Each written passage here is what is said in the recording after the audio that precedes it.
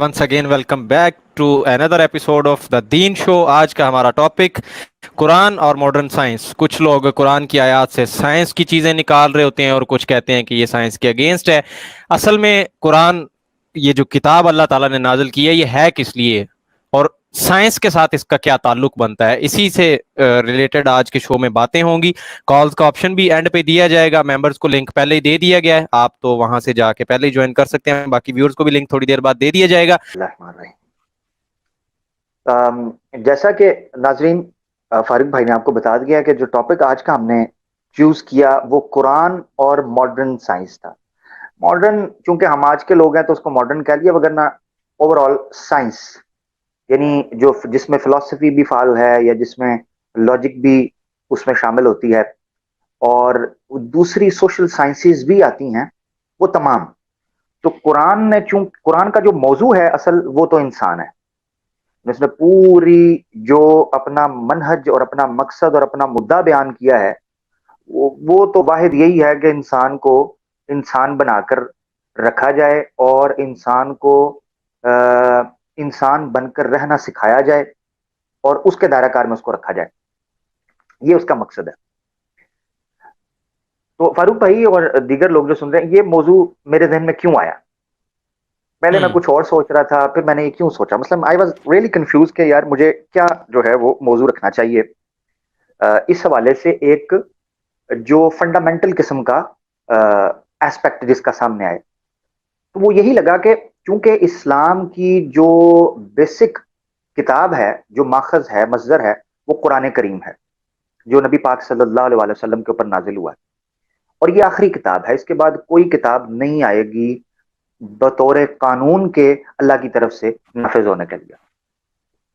तो ये देखना जरूरी था कि ये फिर जरूरी ये है कि रहती दुनिया तक इसका ताल्लुक इंसानी मुआशरे के साथ रहे, तभी हम कह सकते हैं कि ये एक यूनिवर्सल बुक है, यानी एक ऐसी किताब है। किताब बाय द वे इंग्लिश जुबान के अंदर लॉ को कहते हैं, कॉन्स्टिट्यूशन को भी अल किताब अरबी जुबान के अंदर कह सकते हैं।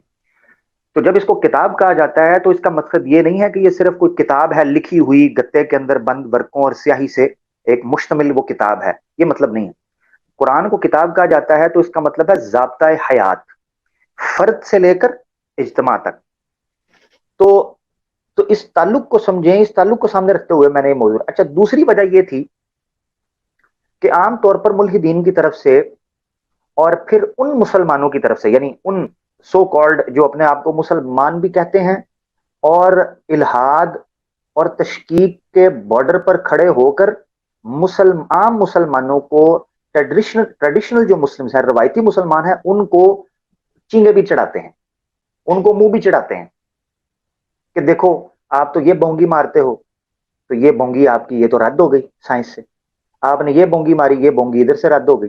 यानी उनका म्यार ये है, ऐसा कहते वो अपने आप को मुसलमान है, उन्हें तशरीह रखी है। तो ये मौजू रखने का मकसद ये था कि मुल्हिदीन या इल्हाद की जानिब से कुरान के ऊपर जो बुनियाद रखकर एतराजात किए जाते हैं वो गोया ये किए जाते हैं कि कुरान ने कोई क्लेम किया है कि वो हर उलूम के ऊपर दस्तरस रखता है, यानी इंसानी उलूम जितने फैले हुए हैं उन सब के ऊपर दस्तरस रखना एक इल्हामी किताब के लिए नागुजीर है, जरूरी है, उसकी नेसेसिटी है कि वो रखेगा, वगरना वो किताब नहीं हो सकती। ऐसा दावा कहीं भी कुरान ने नहीं किया। कुरान ने 114 सूरतों, 30 पारों में और मोर देन 6000 आयात के अंदर, साइंस के अंदर जो उनको आयात आप कहते हैं, उसके अंदर किसी जगह पर यह दावा नहीं किया कि इंसानी उलूम से ये सारी चीजें मुताबिकत रखती होंगी, ये कहीं भी दावा नहीं किया। ये जरूर कहा है कि जो हकायक हैं उनके मुनाफी ये नहीं होगी। तो ये याद रखें, इंसानी उलूम और किसी चीज का हतमी हक, स्टैब्लिश फैक्ट साबित हो जाना, ये दो अलग चीजें हैं। क्योंकि इंसानी उलूम जो हैं वो इर्तिका से होकर गुजरते हैं और हकायक जो होते हैं वो बदीही होते हैं, कतई होते हैं। आज से 2000 साल पहले भी सूरज जो है वो रिलेटिव टू अर्थ वो मशरिक से निकलता था और मगरिब में जाता था, और आज से कितने साल बाद भी ऐसा ही होगा, साइंटिफिकली ये कहा जाता है। تو علوم انسانی جو ہیں وہ ارتقائی اور تدریجی عوامل سے ہو کر گزرتے ہیں، اس لیے وہ حتمی نہیں ہو سکتے، مگر جو حقائق ہیں وہ بدیہیات کے ساتھ، ثبوتوں کے ساتھ، فیکٹس اینڈ فیگرز کے ساتھ اسٹیبلش ہو جاتے ہیں، ان کا تضاد نہیں ہو سکتا۔ تو دو چیزوں میں فرق سمجھیں۔ اس کے بعد جو میں گفتگو کرنا چاہتا تھا، ملحدین کی طرف سے ایک اعتراض یہ بھی کیا جاتا ہے قرآن کے ایز اے بک ہونے کے اوپر، کہ اس میں کچھ آیات ایسی ہیں جن سے یوں محسوس ہوتا ہے کہ یہ کسی انسان کی لکھی ہوئی ہے۔ مثال کے طور پر لالچ دی جا رہی ہے، ڈرایا جا رہا ہے۔ بعض آیتوں کے اندر آپ کو محسوس ہوتا ہے کہ کہا جا رہا ہے یہ کرو گے تو تمہیں بڑا عذاب ملے گا، اور بعض آیات میں یہ کہا جا رہا ہے کہ یہ کرو گے تو یہ میں نا ہیومن سوشیولوجی کے حوالے سے جو اعتراضات اٹھ سکتے ہیں، معاشرت کے حوالے سے یا سائیکی کے حوالے سے، اس حوالے سے ایک اصولی گفتگو کروں گا۔ اس کے بعد ہم آئیں گے کہ قرآن اور ماڈرن سائنس کا ٹاکرا کیوں ہوتا ہے اور اس کے کیا نتائج ہوتے ہیں، اور کس جگہ پر غلط فہمی ہوتی ہے میرے ناقص علم کے مطابق۔ میں غلط بھی ہو سکتا ہوں، تو کوئی بھائی اس پر میری رہنمائی فرما سکتا ہے۔ تو یہ اعتراض کیا جاتا ہے کہ گویا اللہ انسانی جو جذبات ہیں نعوذ باللہ ان کے ساتھ التباس ہوتا دکھائی دیتا ہے۔ مثلا وہ غصہ بھی کرتا ہے، وہ پیار بھی کرتا ہے، اس کو جو ہے نا وہ دکھ بھی ہوتا ہے اور اس کو خوشی بھی ہوتی ہے، وہ ارادہ بھی کرتا ہے اور ارادے کو ترک بھی کرتا ہے۔ اچھا، پھر اسی طریقے سے جب وہ اپنے مخاطب کو مخاطب کر رہا ہے تو اس کو اس لیول پر آ کر وہ بات، تو یہ وہ اعتراض ہے جو قرآن کے حوالے سے اٹھایا جاتا ہے، ایک اس کے اسلوب کے حوالے سے۔ تو میں یہاں پر جو ایک بات کرنے لگا ہوں تو یہ بڑے بڑے غور سے میرے بھائیوں آپ نے سننی ہے کہ تین باتیں، تین طریقے سے قرآن نے اپنے مخاطب کو اس کو خطاب کرنے کے لیے انداز تخاطب کو اختیار کیا ہے۔ یعنی قرآن نے جو انسان ہے، چونکہ اس کا موضوع وہ ہے اور اس کا مخاطب وہ ہے، تو اس کو جذباتی اعتبار سے، جبلی اعتبار سے، فطرتی اعتبار سے تین حصوں میں تقسیم کیا ہے، اور یہ حصے اتنے بدیہی ہیں اور اتنے فطرتی ہیں کہ یہ جسمانی اور مادی دنیا کے اندر بھی اسی طریقے سے کام کرتے ہیں۔ مثال کے طور پر ایک بچے کو موٹیویٹ کرنے کے لیے آپ دو طریقے استعمال کرتے ہیں بچے کو، جو بچے کا ذہن ہوتا ہے، کیونکہ وہ پری میچور ہے یا اممیچور ہے، تو آپ اس کو موٹیویٹ کرنے کے لیے، انکریج کرنے کے لیے دو طریقے استعمال کرتے ہیں۔ ایک یہ ہے کہ آپ اس کو پازیٹیولی موٹیویٹ کرتے ہیں، پازیٹیو موٹیویشن جسے کہتے ہیں۔ وہ پازیٹیو موٹیویشن یہ ہوتی ہے کہ آپ اس کو یہ کہتے ہیں کہ اگر تم یہ کام کرو گے تو تمہیں بڑی اچھی جاب مل جائے گی، اپنی ڈگری کمپلیٹ کرو گے تو بڑی اچھی کمپنی کے اندر تم سی ای او بن سکتے ہو، تم ڈائریکٹر میں جا سکتے ہو، اور جناب تم اپنا بزنس سٹارٹ کر سکتے ہو۔ اس طریقے کا اس کو پازیٹیو موٹیویشن کی جاتی ہے۔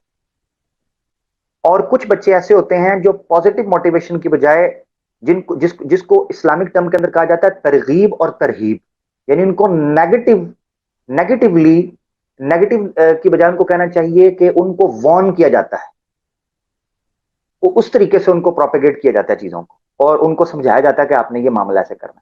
مثال کے طور پہ کچھ بچے بڑے ضدی ہوتے ہیں تو ان کو یہ بتانا پڑتا ہے کہ اگر تم نے پڑھائی نہ کی تو تم ہوم لیس ہو جاؤ گے، تم جاب لیس ہو جاؤ گے، تم منی لیس ہو جاؤ گے، لگژری لائف انجوائے نہیں کر سکو گے، ذلیل و رسوا ہو جاؤ گے، پریشان حال رہو گے، اچھا رشتہ نہیں ملے گا، یہ ساری باتیں، اپنا گھر نہیں بنا سکو گے، یہ سب باتیں اس بچے کے ذہن میں ڈالی جاتی ہیں، اور پھر آپ ایک معاشرہ دیکھتے ہیں جس میں کمپٹیشن شروع ہوتا ہے، کمپٹیٹو ایبلٹیز آتی ہیں۔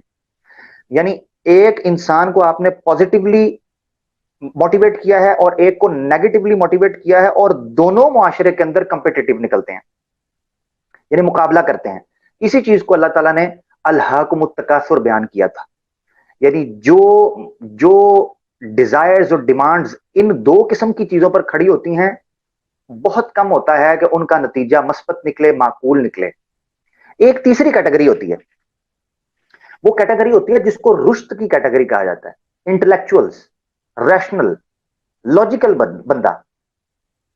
وہ کہتا ہے کہ میں اس لیے یہ کام نہیں کرتا کہ مجھے اس سے کیا کیا فائدہ ہوگا، یا میں اس لیے یہ کام نہیں کروں گا کہ مجھے نہ کروں گا تو کیا کیا نقصانات ہوں گے، میں اس لیے کروں گا کہ یہ کام پریکٹیکلی لاجیکلی اسٹیبلش، مطلب کرنا چاہیے، اس کام کو ایسے ہی کرنا چاہیے، اس لیے میں کروں گا کام کو۔ یہ تیسری قسم آپ کو نظر آتی ہے۔ ان تین قسموں کے علاوہ چوتھی قسم آپ کو انسانی معاشرے کے اندر نظر نہیں آ سکتی۔ انسانی معاشرے کے اندر آپ کو کوئی تیسری قسم انسانی ذہن کی تیسری کیفیت نظر نہیں آ سکتی۔ یعنی کسی چیز کو کرنے کے لیے یا تو اس کو لالچ دینی پڑے گی، یا اس کو ڈرانا پڑے گا، یا وہ پریکٹیکلی مانے گا۔ یہی وجہ ہے کہ جو ویسٹ ہے انہوں نے ٹریفک رولز کے اندر کچھ ایسے سگنلز بنائے ہیں کہ اگر آپ اوور سپیڈ نہیں کرتے، سیٹ بیلٹ پہنتے ہیں، ہیڈ لائٹس کا خیال رکھتے ہیں، فون یوز نہیں کرتے ہیں، تو وہ آپ کو فائن کی بجائے آپ کے اکاؤنٹ میں انعام بھیجتے ہیں، یعنی you are a good driver, safe driver.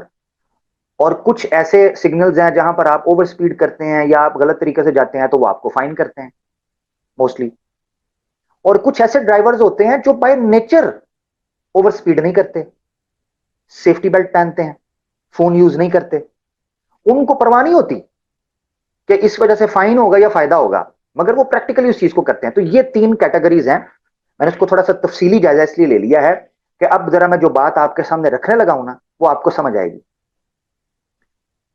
اللہ تعالیٰ نے چونکہ قرآن کو انسان میں بھیجنا تھا تو اس نے ان فطرتی، چونکہ وہ ہمارا خالق ہے، وہ ہمارا مالک ہے، وہ ہے جس نے کہا تھا کہ فطر الناس، ٹھیک ہے، کہ اللہ نے انسان کو اس فطرت پر پیدا کیا ہے جو فطرت اللہ التی فطر الناس علیہا، اللہ کی فطرت وہ ہے جس پر اس نے لوگوں کو پھاڑا ہے، بانٹا ہے فطرت کے اندر۔ یہ اللہ نے قرآن کے اندر بیان کیا۔ تو چونکہ وہ فاطر السماوات والارض ہے تو وہ جانتا تھا کہ انسان کی نفسیاتی جبلی تقاضے کیا ہوں گے۔ تو قرآن میں اس نے جب انسان کو مخاطب کیا ہے تو ان تین اسلوب میں مخاطب کیا ہے۔ اب آپ میری بات سمجھے ہوں گے، یعنی انسانی معاشرے کو رن کرنے کے لیے آپ کتنی قانون سازیاں کر لیں، جب تک آپ ان تین کیٹیگریز کے اندر ڈیوائڈ نہیں کریں گے آپ کا معاشرہ نہیں چل سکے گا۔ تو اب میں آتا ہوں پوائنٹ کی طرف، کیونکہ میں نے آگے بہت باتیں کرنی ہیں تو میں یہ اصولی تین چار نقطے آپ کے سامنے رکھوں گا تاکہ پھر ہم اگلی بات کر سکیں۔ تو اسی طریقے سے اللہ تعالیٰ نے قرآن کے اندر انسانی معاشرے کو چلانے کے لیے اور اوامر و نواہی کو امپلیمنٹ کروانے کے لیے یہ تین طریقے استعمال کیے۔ کسی کو یہ کہا کہ تمہیں جنت اس لیے ملے گی کہ تم یہ عمل کرو، اچھے نماز پڑھو، روزہ رکھو، زکات، تمہیں جنت ملے گی، تمہیں جناب بڑے باغات ملیں گے، وہ کرتا ہے۔ ایک بندے کی جو حصہ ہے وہ اس طریقے سے منفی ہے تو اس کو کہا کہ یہ نہیں کرو گے، تھوڑا ڈھیٹ ہوتا ہے، وہ اس کو کہا جاتا ہے بھائی چترول ہوگی، تو وہ ڈرتا ہے اور وہ ان کاموں سے رکا رہتا ہے۔ اور تیسرے وہ لوگ ہیں جن کے بارے میں حضرت علی کا ایک قول رضی اللہ تعالیٰ عنہ علیہ السلام کرم اللہ وجہہ کا قول ملتا ہے۔ حضرت علی فرماتے ہیں میں اللہ کی عبادت اس لیے نہیں کرتا ہوں کہ مجھے جنت چاہیے یا جہنم سے بچنا چاہتا ہوں، میں اللہ کی عبادت یا اللہ کو مانتا اور اس کی معرفت اس لیے حاصل کرتا ہوں کہ وہ اس لائق ہے۔ یہی ہم ترجمہ کرتے ہیں نا کہ لا الہ الا اللہ محمد رسول اللہ، کہ نہیں ہے کوئی معبود برحق کہ جو اس لائق ہو اس کی عبادت کی جائے مگر اللہ۔ یعنی اللہ کے احکامات کو اس لیے ماننے والے لوگ موجود ہوتے ہیں جو سمجھتے ہیں کہ یہ قانون اس لائق اور اس مستحق ہے کہ اس کو امپلیمنٹ کیا جائے۔ یہ ہیں وہ لوگ جن کو ہم ریشنل بلیورز کہتے ہیں۔ اور ریشنل بلیورز جو ہوتے ہیں یہ دنیا کے کسی کونے میں بھی ہو سکتے ہیں۔ بیسیکلی اللہ نے جب، اب یہ میں اپنے پوائنٹ کی طرف آنے لگا ہوں، بیسیکلی اللہ نے جب قرآن کے اندر ان چیزوں کو بیان کیا ہے جن کا تعلق عمرانیات سے تھا یا عصری علوم سے تھا یا جن کا تعلق نیچرل سائنسز سے تھا یا ماڈرن سائنس کے ساتھ تھا، تو اللہ تعالیٰ اس تیسری کیٹیگری کو بیسیکلی اٹریکٹ کرنا چاہ رہا تھا کہ جو جنت اور جہنم کی وجہ سے چیزوں کو نہیں مانتے، دلیل کی بنیاد پر ماننا چاہتے ہیں، لاجک اور ریشنالٹی کی بنیاد پر ماننا چاہتے ہیں۔ قرآن کا مقصد یہ تھا۔ اب آپ امید ہے سمجھے ہوں گے کہ قرآن نے کیوں میں آپ کو سمجھانے کے لیے ایک بات بتاتا ہوں کہ کیا قرآن میں ایک بھی سائنسی آیت نہ ہوتی، ایک بھی سائنسی آیت نہ ہوتی تو آج جتنے مسلمان ہیں ان کو فرق پڑنا تھا؟ یا آج سے 1400 سال پہلے کتنے مسلمان ہیں جو سائنسی آیتوں کو دیکھ کر اسلام قبول کیا ہے؟ کتنے مسلمان ہیں؟ تعداد ان کی کتنی ہے؟ اور کتنے ہیں جنہوں نے اس روحانیت کو اور اس معرفت کو جو چھپی ہوئی ہے ان کے انفس کے اندر، وہ اسپرچویلٹی ہے، وہ سیٹسفیکشن ہے، وہ اطمینان ہے جو اللہ کی معرفت کے بعد ملتا ہے، اس کے ذریعے حاصل کیا۔ تو ایک آیت میں آپ کے سامنے رکھتا ہوں جس میں بڑی خوبصورتی کے ساتھ اللہ تعالیٰ نے جو ہے نا، بہت خوبصورتی کے ساتھ اللہ تعالیٰ نے اس چیز کو بیان کیا۔ تو فاروق بھائی اگر وہ آیت آپ سامنے لا سکیں، میں نے آپ کو سینڈ کی ہے، سورہ حامیم السجدہ کی، اس کو سورہ فصلت بھی کہتے ہیں، یہ بڑے غور سے سنیے گا۔ سورہ حامیم السجدہ، سورہ فصلت بھی کہتے ہیں، چیپٹر 41 ہے، آیت 51 سے مدعا شروع ہو رہا ہے۔ تو 51 میں اللہ تعالیٰ کہتے ہیں اعوذ باللہ من الشیطان الرجیم، اللہ تعالیٰ کہتے ہیں وَإِذَا أَنَمْنَا عَلَى الْإِنسَانِ أَعْرَضَ، کہتے ہیں کہ جب ہم نے انسان کو انعام دیا نا، اس کو سکون دیا، أَعْرَضَ وَنَأَى بِجَانِبِهِ، تو وہ پھر جاتا ہے اور بھاگ جاتا ہے، اپنی مستی میں لگ جاتا ہے جب اس پر اللہ کیا کرتا ہے؟ انعام۔ وَإِذَا مَسَّهُ الشَّرُّ فَذُو دُعَاءٍ عَرِيضٍ، اور جب اس کو پریشانی آتی ہے نا تو لمبی لمبی دعائیں کرتا ہے، لمبی لمبی دعائیں کرتا ہے۔ آپ مجھے یہ بتائیں کہ زیادہ تر یہ حالت کن کی ہوتی ہے؟ ایک ایوریج جو مسلمان ہوتا ہے نا، ایوریج مسلمان، اس کی یہ حالت نہیں ہوتی۔ ایک ایسے بندے کی یہ حالت ہوتی ہے جو بندہ ایمان میں بہت کمزور ہو جاتا ہے، بہت کمزور، اس کی یہ حالت ہوتی ہے۔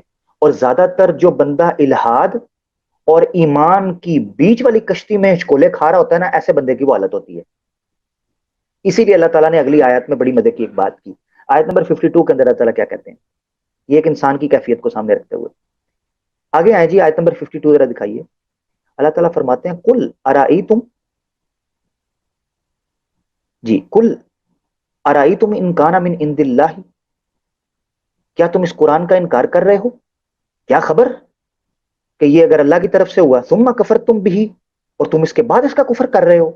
من اضل ممن ہوا فی شقاق بعید، اس سے بڑا گمراہ کون ہوگا جو دور جا کر گمراہ ہوا ہے، بہت دور جا کر بھٹک گیا ہے،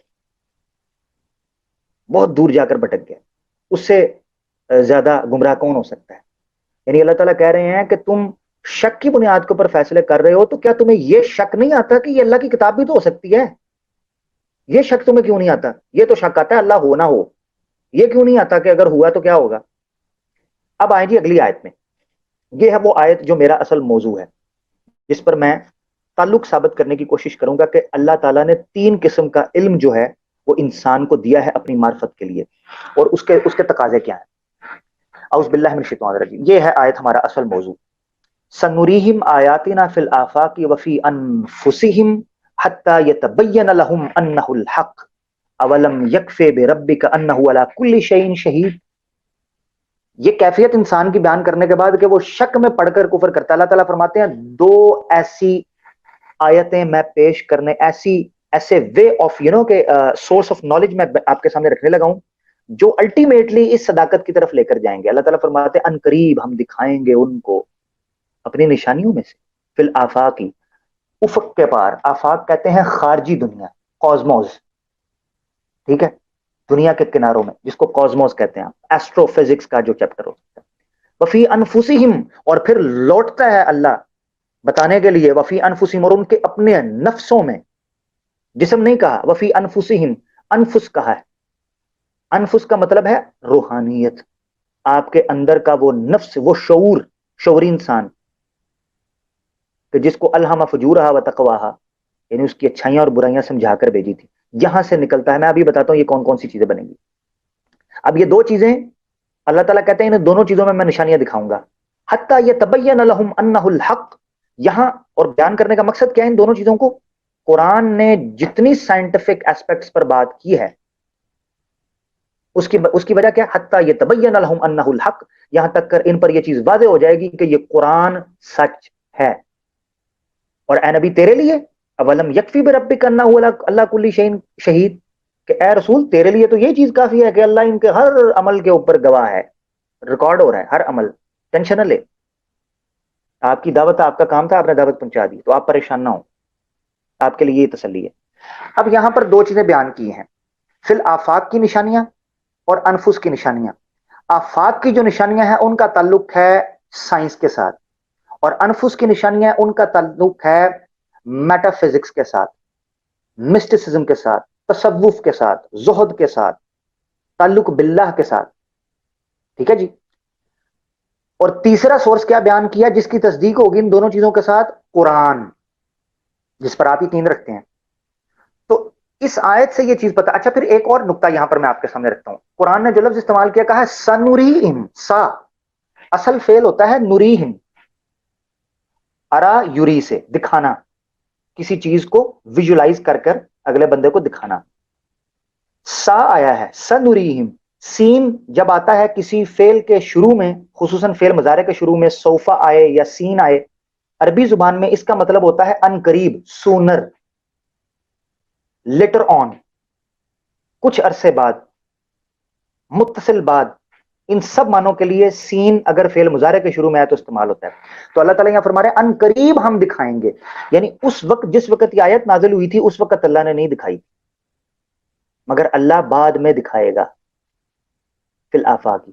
تو اس سے پتا چلتا ہے کہ اللہ تعالیٰ نے کچھ ایسے مادی دنیا کے اندر راز پنہا رکھے تھے، پوشیدہ رکھے تھے، جن کو آنے والا انسان جو ہے وہ ظاہر کرے گا.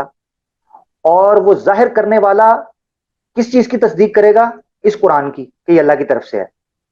اس سے پتا چلتا ہے کہ اللہ تعالیٰ نے اس تیسری کیٹیگری کو اپیل کرنے کے لیے، اٹریکٹ کرنے کے لیے قرآن میں کچھ ایسے راز بیان کیے ہیں، کچھ ایسی چیزیں بیان کی ہیں جن کا تعلق وہ انسان مخاطب نہیں تھا جو لالچ کی وجہ سے جنت کو حاصل کرنا چاہ رہا ہے یا جو خوف کی وجہ سے جہنم سے بچنا چاہ رہا ہے، مگر تیسری کیٹیگری. اور یہ وہ کیٹیگری ہے جس نے دنیا کے اندر انقلاب برپا کیا ہے. یہ وہ کیٹیگری ہے.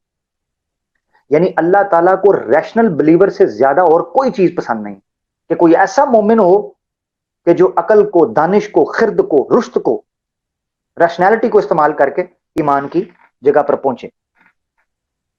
اچھا جی، یہاں تک یہ آیت میں نے آپ کے سامنے رکھی ہے، اور میں نے ایک نقطہ ابھی تک آپ کے سامنے بیان کر سکا ہوں کہ اللہ تعالیٰ نے جو انسان کو مخاطب کیا ہے نا، اس مخاطب کرنے کے پیچھے راز کیا ہے، اور جو آیات قرآن کے اندر بیان کی ان کا مقصد کیا ہے. اس کو ایک مثال سے بھی سمجھیں. آپ ایک رات کے وقت بارش ہو رہی ہے اور آپ ایک روڈ پر جا رہے ہیں. بڑی توجہ سے مثال سنیے گا بھائیو. رات کا وقت ہے، بارش ہو رہی ہے اور آپ ایک روڈ پر جا رہے ہیں،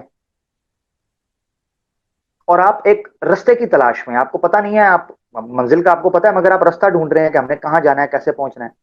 تو آپ کو رستے میں ایک سائن بورڈ نظر آتا ہے. یہ مثال عام طور پر دی جاتی ہے جب آپ ترجیح دیتے ہیں مادے کو اور عقل کو اللہ کی دی ہوئی معلومات پر یا علم پر. تو وہ سائن بورڈ آپ کو نظر آتا ہے جس سے آپ نے علم حاصل کرنا ہے اور آپ نے اس منزل تک جانا ہے، رائٹ اور لیفٹ مڑنا ہے. مگر ایک ڈرائیور ہے، وہ رکتا ہے اس سگنل کے اوپر اور سائن بورڈ کو دیکھتا ہے یار سائن بورڈ کتنا پیارا بنا ہوا ہے، گلٹری ہے، لائٹنگ کیسے لگی ہے، وہ ڈاٹ ڈاٹ والی لائٹ ہے، کبھی وہ ریڈ ہو رہی ہے، کبھی وہ گرین ہو رہی ہے، کبھی وہ یلو ہو رہی ہے، کبھی وہ اورنج ہو رہی ہے. اور جناب ایسے کر کے وہ جو ہے نا وہ ہاریزنٹل کبھی جا رہے ہیں ورڈز، کبھی ورٹیکل جا رہے ہیں، بڑا عجیب، وہ کبھی ٹمٹما رہی ہیں چیزیں. وہ بڑا خوش ہوتا ہے، کہتا ہے یار کیا بات ہے، کمال ہو گئی. اور وہ اس خوشی کے اندر کہ یہ کیا بات ہے ادھر ہی گھومتا رہتا ہے، اسی سگنل پہ کھڑا دیکھتا رہتا ساری رات.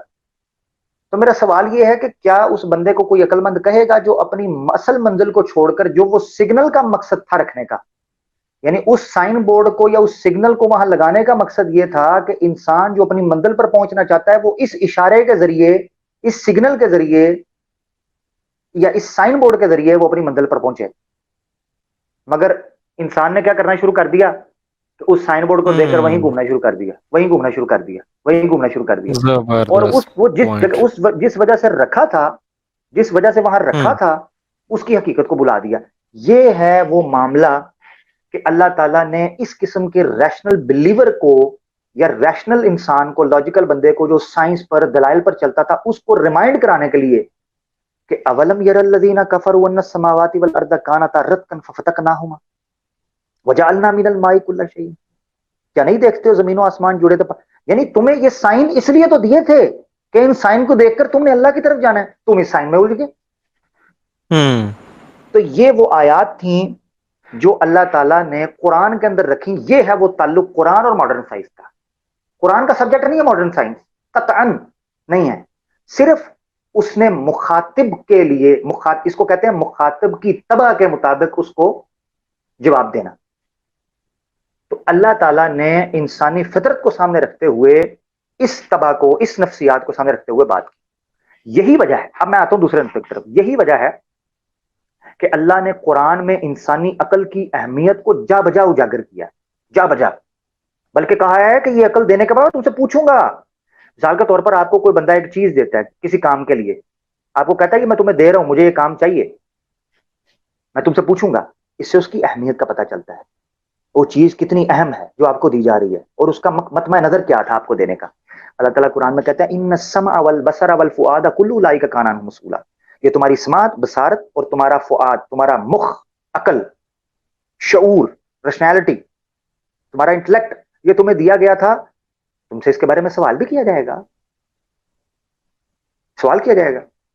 ایک حدیث میں آتا ہے کہ نبی پاک صلی اللہ علیہ وسلم نے فرمایا اللہ تعالیٰ سوالات کریں گے، بڑے بڑے سوالات قیامت کے روز. ان میں سے ایک یہ ہوگا جو علم دیا تھا اس کو کہاں لگایا، جو شعور تمہیں دیا تھا نا.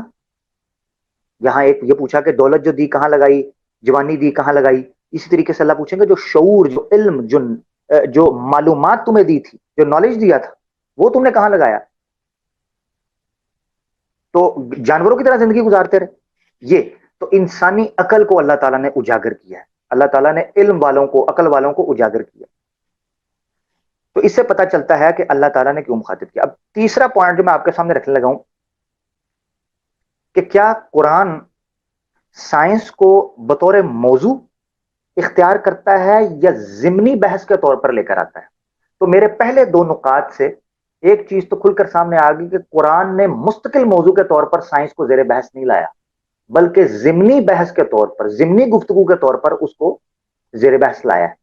اور اس کی وجہ بھی اس کے مخاطب کی وہ طبع تھی جس کو ملحوظ رکھا اس نے، ملحوظ رکھنا ناگزیر تھا کیونکہ وہ فاطر السماوات، تو اس نے رکھا تاکہ اس کائنات کا جو تعلق ہے ایک دوسرے کی، یعنی فلسفے کے اندر ایک بحث ہوا کرتی تھی، میں اس پر تفصیلی گفتگو کر سکتا ہوں، مگر میں چاہ رہا ہوں کہ میں آہستہ آہستہ آپ کو لے کے جاؤں اس طرف کہ کیا وجہ ہے کہ جدید دنیا کے اندر یہ سائنس اور اسلام کی کشمکش محسوس ہوتی ہے. اپیرنٹلی ہوتی ہے، حقیقت میں نہیں ہے.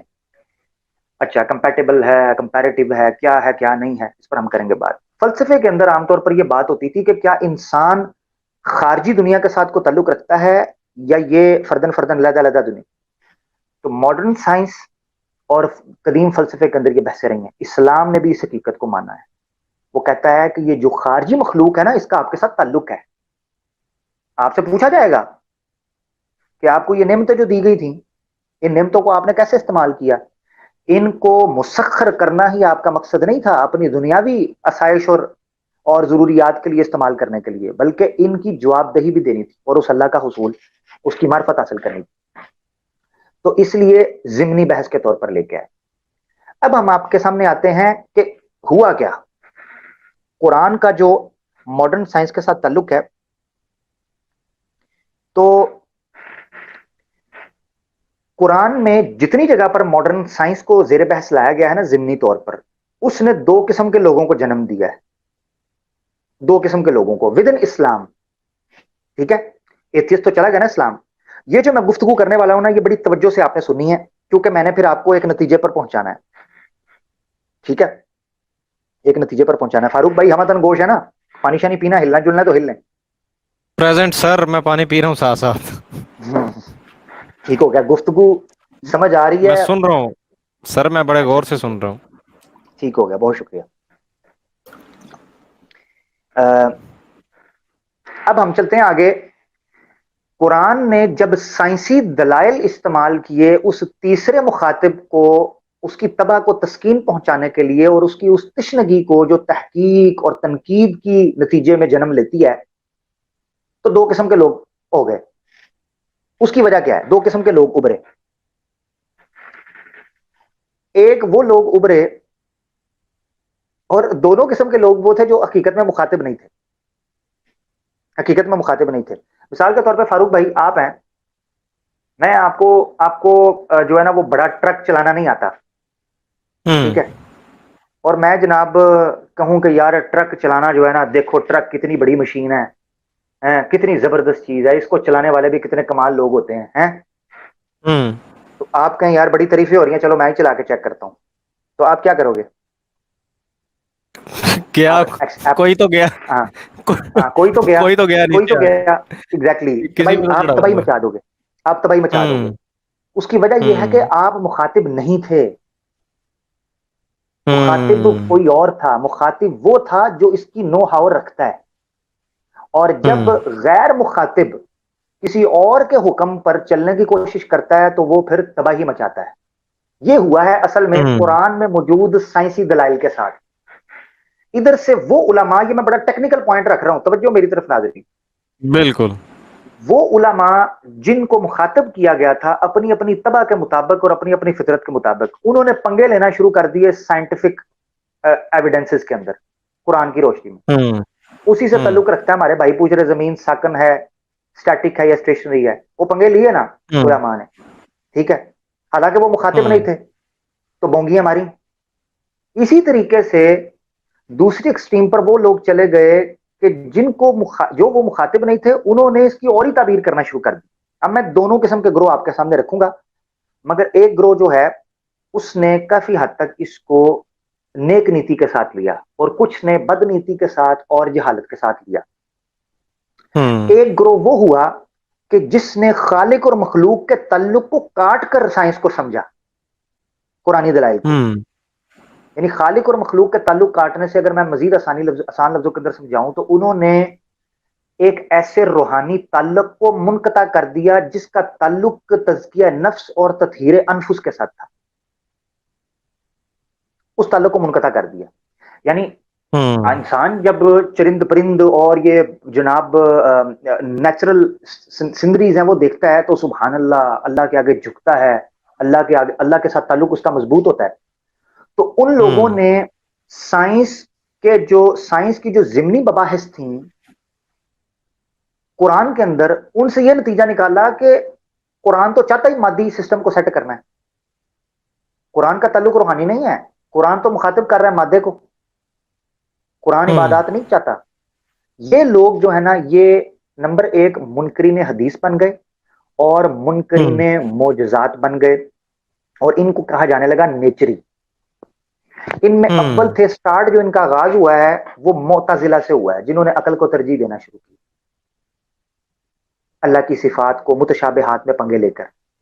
جدید دور میں ہمارے ماضی قریب کے اندر، بر صغیر کے اندر، سر سید احمد خان صاحب نیچری، انہوں نے یہ چیزیں کی کہ جتنے سائنٹیفک ایویڈنسز تھے قرآن کے اندر انہوں نے ان کی وہ تشریح کرنا شروع کی جس سے خالق بہت پیچھے چلا جائے اور سائنس آگے آ جائے.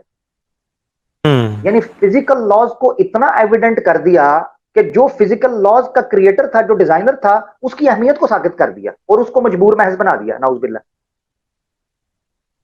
کہ وہ تو اس کی تو کوئی نہیں چلتی، قانون چلتا ہے، اس کی نہیں چلتی، وہ خود اپنے قوانین کا مجبور کے تحت معذور ہے، نعوذ باللہ، اور مجبور ہے.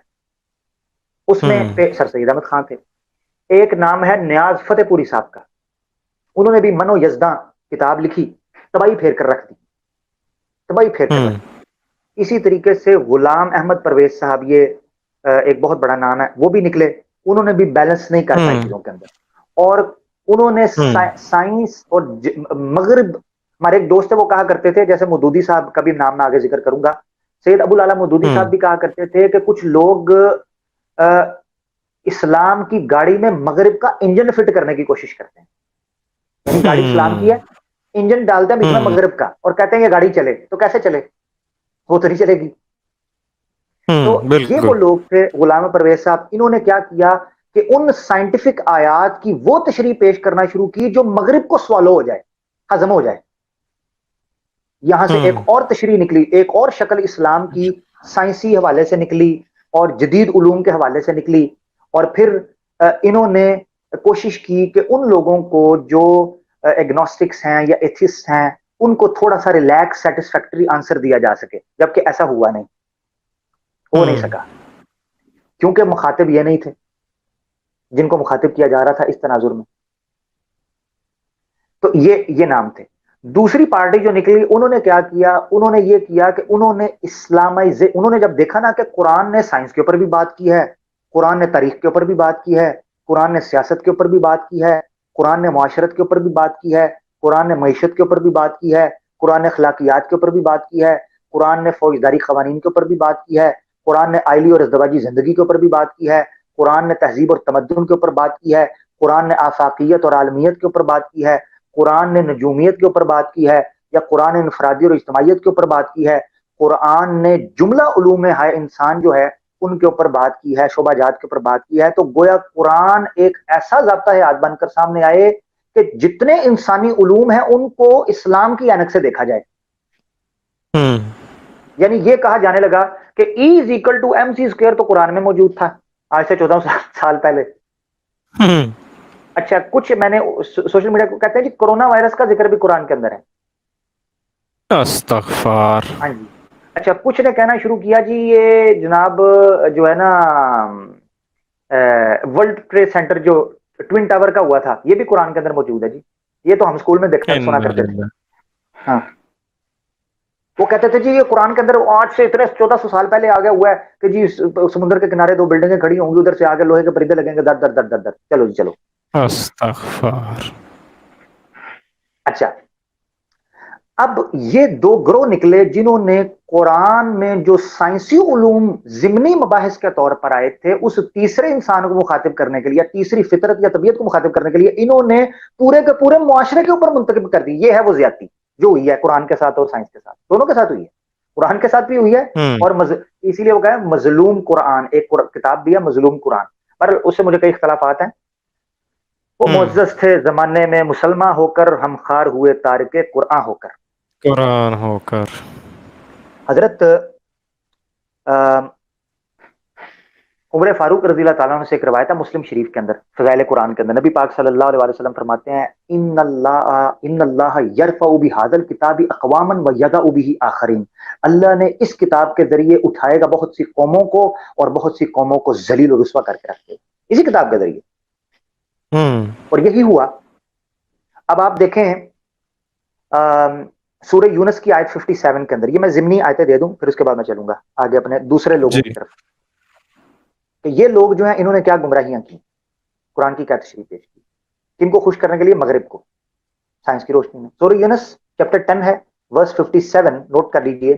یا ایھا الناس قد جاءتکم موعظۃ من ربکم وشفاء, اللہ تعالیٰ فرمایا اے لوگو, یہاں ناس کا ہے, مومن نہیں کا, مسلم نہیں کا, لوگو, تمہارے پاس ایک نصیحت آ گئی ہے تمہارے رب کی طرف سے اور شفا ہے, لما فی صدور, جو دلوں میں ہے وہ بیماریوں کے لیے یہ شفا ہے قرآن. اب یہ شفا کہا مگر پھر اس کے ساتھ ساتھ ایک چیز کا ذکر بھی کیا. اللہ تعالیٰ سورہ اسراء میں چیپٹر 17 ہے ورس 82, اللہ تعالیٰ فرماتے ہیں وَنُنَزِّلُ مِنَ الْقُرْآنِ مَا هُوَ شِفَاءٌ وَرَحْمَةٌ, کہ اللہ نے قرآن میں سے نازل کیا ہے کچھ ایسی چیزوں کو جو شفا بھی ہیں اور رحمت بھی ہیں. آگے آیت ختم, وَلَا يَزِيدُ الظَّالِمِينَ إِلَّا خَسَارًا, مگر ظالم اسی قرآن سے نہیں بڑھتے مگر اپنے نقصان میں.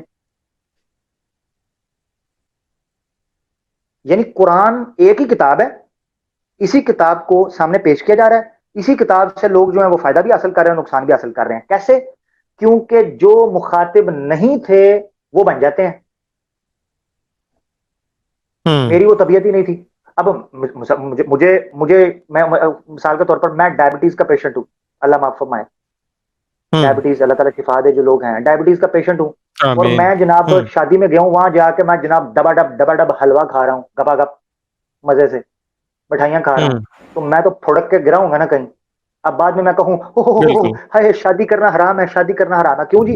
شادی میں گیا تھا, وہاں میں نے کھایا تھا, وہاں میں مر گیا.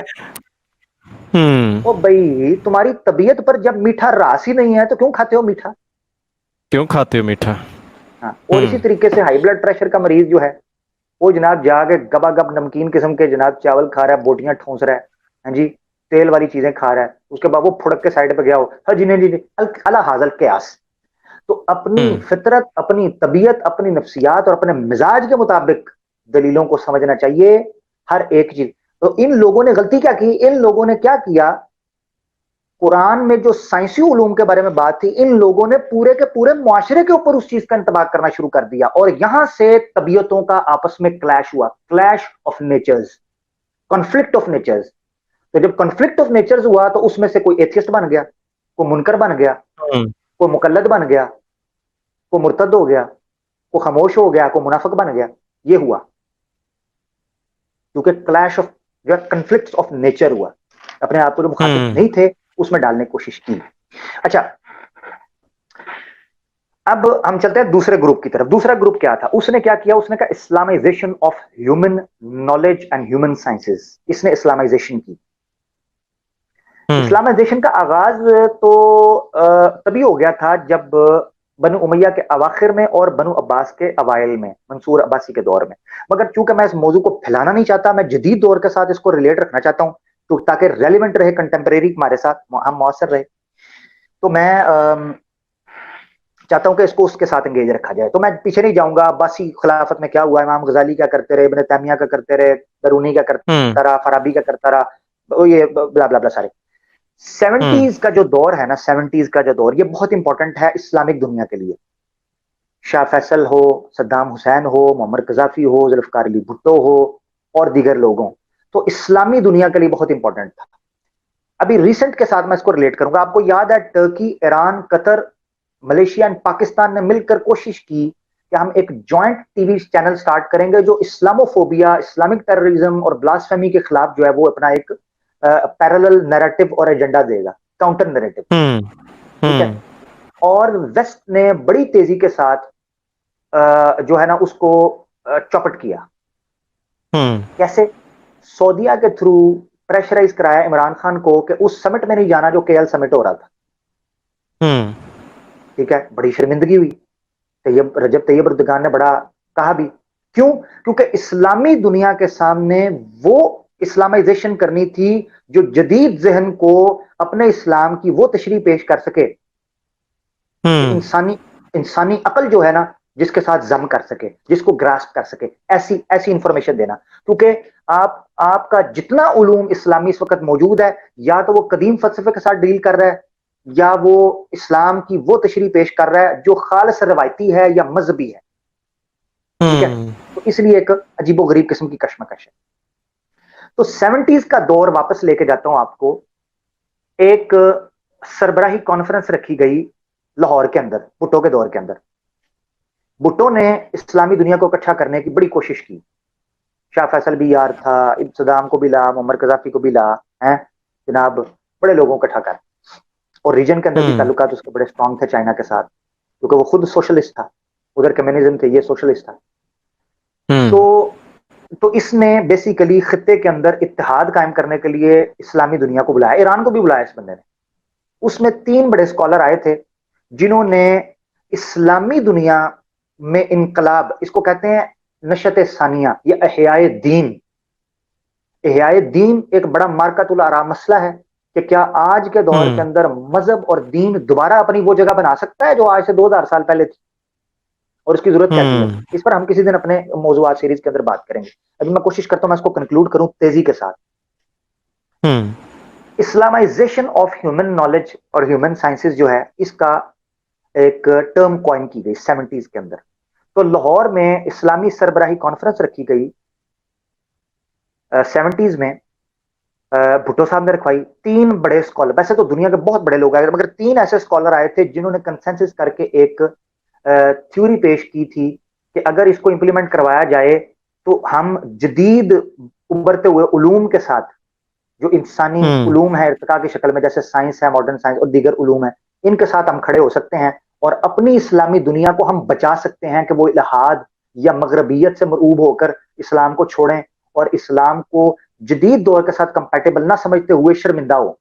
آپ نے کئی دفعہ دیکھا نا، آپ مسلمان کسی ایسی جگہ پر جہاں ایتھسٹ کو انٹلیکچوئل آ جاتا ہے یا اس کو اسلام کا نالج نہیں ہے تو وہ بڑا شرمندہ ہوتا ہے، سر جھکائے بیٹھتا ہے، اس کو جواب نہیں آتا. اس کی وجہ یہ ہے ہمارے پاس پلیٹ فارم نہیں رہا.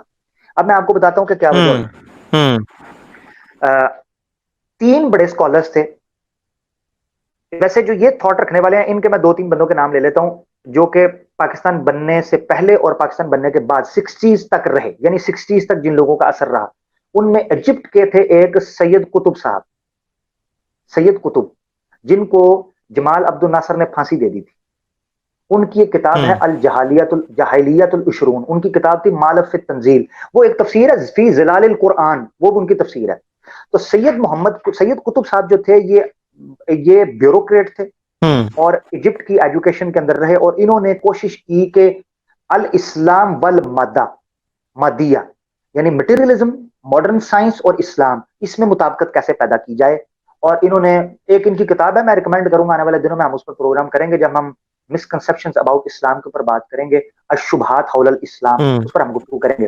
تو سید قطب صاحب ایک نام ہے جو 60s میں ان کو پھانسی دے دی گئی، اور دوسرا نام ہے سید ابو الاعلی مودودی صاحب، جنہوں نے اسلامائزیشن آف ہیومن نالج یا ہیومن سورسز یا جو ماڈرن سائنس ہے یا ماڈرن ورلڈ ہے اس کے ساتھ چلانے کی مطابقت کرنے کی کوشش کی. تو جب آپ اس ذہن کے ساتھ اٹھتے ہیں نا کہ اسلام نے چونکہ جملہ موضوعات پر بات کی ہے، چاہے وہ ضمنی مباحث ہیں، چاہے ان کا مخاطب کوئی فرد ہے یا ایک اسپیسیفک کیٹیگری ہے، پرٹیکولر جنس ہے، اس کو مخاطب کیا، تو انہوں نے پورے معاشرے کو پر امپلیمنٹ کیا. سیاست ہو، تہذیب ہو، تمدن ہو، معاشرت ہو، اخلاق ہو، عدالتی نظام ہو، فوجداری قوانین ہو، ہر قسم کے قانون سازی ہو، تو اس پر انہوں نے امپلیمنٹ کیا. اب جدید دور میں جو 70s کے اندر ہم واپس آ جاتے ہیں تو اسلامی سربراہی کانفرنس کی گئی کہ اسلامائزیشن آف ہیومن نالج جو ہے یہ سائنسز ہے وہ کیا جائے. اس میں 3 بندے ایسے ہیں جو قابل ذکر ہیں، قابل ذکر ہیں. نمبر 1 میں نے آپ کو تصویر بھیجی ہے، آپ پبلک کو دکھائیں کیونکہ ہماری پبلک اس دور کی ناواقف ہے، کیونکہ میری پیدائش بھی اس زمانے کی نہیں ہے، مگر ہم چاہتے ہیں آپ دکھائیں. یہ بندے ہیں، ان کو آپ سرچ کر سکتے ہیں، ملیشین نیشنل ہیں یہ، ان کا نام ہے محمد نقیب العطاس، ابھی بھی زندہ ہے، 88 ان کی ایج ہے ماشاءاللہ، 1933 کی شاید غالباً ان کی پیدائش. معمر انسان ہے، ایوارڈز ملے ہیں، پاکستان سے بھی ان کو ایوارڈ ملا ہوا ہے، Iqbal award, Iqbal centenary award ان کو ملا ہوا ہے. انہوں نے یہ بیسیکلی تھیسز انہوں نے پیش کیا اس کانفرنس کے اندر کہ اسلامائزیشن ہونی چاہیے علوم کی، یہ تھیوری پیش کی انہوں نے. اس کو سیکنڈ کیا دوسرے اسکالر ہیں، وہ بھی آپ اپنی اسکرین پر دکھائیں، میں تفصیل میں جاؤں گا، ان کی کتابیں پڑھنے والی اسلام اور سیکولرزم وغیرہ. دوسرے اسکالر یہ تھے، یہ پیلسٹینین امریکن نیشنل تھے، پیلسٹینین اسکالر تھے. ان کا نام ہے اسماعیل راجی الفاروقی، یہ امریکن فلاسفر تھے، اسلامک تھیولوجسٹ. بہت بڑا نام ہے، بہت بڑا نام ہے. اور ان کی محنت کی وجہ سے جو یہ اسلامی دنیا کے اندر ایک علمی اور فکری انقلاب لے کر آ رہے تھے کہ وہ جدید دور کے ساتھ موافقت اور مطابقت رکھ سکیں، 1985 کے اندر ان کو پراسرار طور پر قتل کر دیا گیا ان کی وائف کے ساتھ. انہوں نے ان کی انسٹیٹیوشن ابھی بھی چل رہی ہے، پاکستان کے اندر بھی کام کریں، میں ذکر کروں. تیسرا نام ہے، تصویر انفارچونیٹلی میں ڈھونڈنا چاہ رہا تھا، مجھے نہیں ملی، ایران کے تھے سید حسین نصر صاحب، سید حسین نصر شاہ صاحب، وہ میرے خیال سے زندہ ہے ابھی. ان 3 نے یہ تھیوری پیش کی تھی اور انہوں نے کام بھی کیا.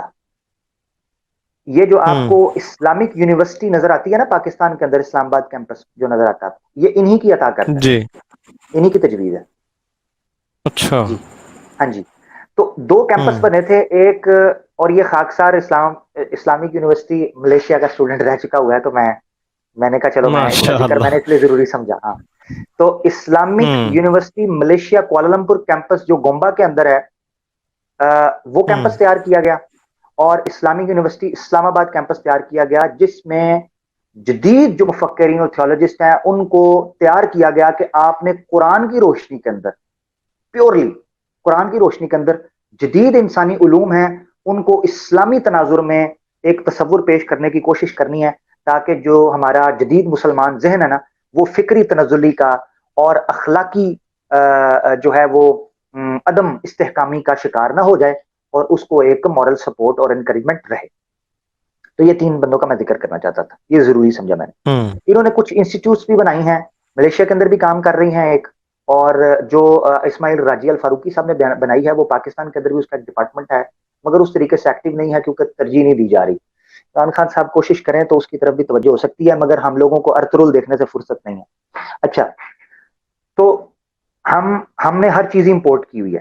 یہ وہ آپ کے سامنے رکھ رہا تھا, یہ دو کیٹیگریز بنی. اب ان دو کیٹیگریز کے اندر میں جو کنکلوژن آپ کے سامنے پیش کرنے لگا ہوں وہ یہ ہے کہ قرآن نے انسان کو اجتماعی طور پر بھی اور انفرادی طور پر بھی مخاطب کیا تھا. ایک ایک انسان کو مخاطب کیا تھا, ایک ایک انسان کو.